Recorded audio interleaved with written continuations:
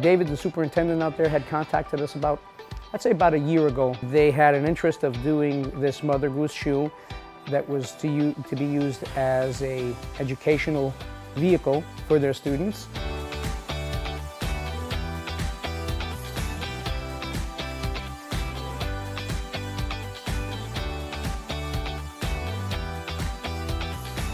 So when it came time to choosing the roof, I went online and I looked at various companies, various shingles and what have you. Owens Corning really stood out.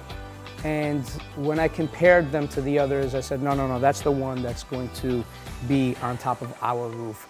We went with a Duration Chateau Green in this case. And with the combination colors that we used of the shoe, I just think it's just perfect.